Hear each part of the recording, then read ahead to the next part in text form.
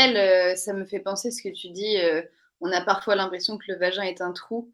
Je l'ai lu l'été dernier, mais il y a un livre de Maya Mazoret qui est pas mal là-dessus, où elle dit, ça s'appelle Sortir du trou, et elle explique que le vagin est tout sauf un trou. Un trou, c'est quelque chose dans le sol, c'est vide, il y a un fond, il y a de l'air dedans.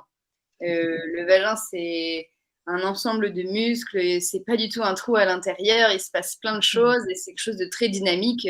C'est vraiment l'opposé d'un trou, quoi. Ouais, il y a une vie à l'intérieur, il y a un microbiote, il y a une flore vaginale, il y a des choses qui se passent quand il y a de l'excitation, il y a de la lubrification, il y a les tissus qui deviennent érectiles pour le clitoris. Il y a des choses qui se passent et c'est loin d'être un trou. Voilà, c'est aussi dans le vaginisme aussi souvent il y a cette sorte de perte de contrôle et se dire je ne contrôle pas la situation. Et donc ça peut être inquiétant surtout chez les profils anxieux qui ont besoin de contrôle. Et en fait, c'est aussi de se dire, se retourner, se dire mais en fait je peux être en contrôle des rapports intimes. Je peux aussi moi décider si j'ai envie d'une pénétration ou non. Et je peux aussi décider de la profondeur de la pénétration.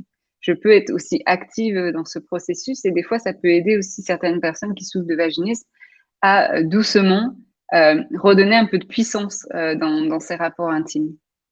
C'est vrai que on en avait parlé au dernier webinaire, Camille, ou peut-être celui d'avant, je sais plus trop, mais on parle toujours de pénétration comme si c'était ce qui pénétrait, qui était actif, et que du coup le vagin ou la personne était passive, alors qu'il y a un mot maintenant qui commence à arriver tout doucement, hein, la circlusion, et qui explique que non, on n'est pas du tout pénétré, on entoure, et c'est quelque chose de dynamique dans lequel on est actif.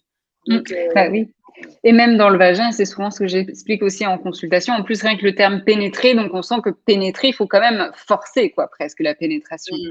Alors qu'en fait, dans le rapport sexuel, si on décide d'avoir une intromission, c'est plutôt si on laisse, par exemple, là, si on prend pénis-vagin, si on laisse le gland du pénis reposer à l'entrée du vagin et que le pénis ne fait rien, le vagin, au bout d'un moment, s'il est détendu, si on est excité, va absorber le pénis. Et donc, on ne parle plus de pénétration, mais de circlusion. Faites le test chez vous. Je trouve que je fais assez bien le vagin. Je ne sais pas si tu t'es rendu compte, Camille, de ma magnifique... Je me demandais ce que tu faisais d'ailleurs.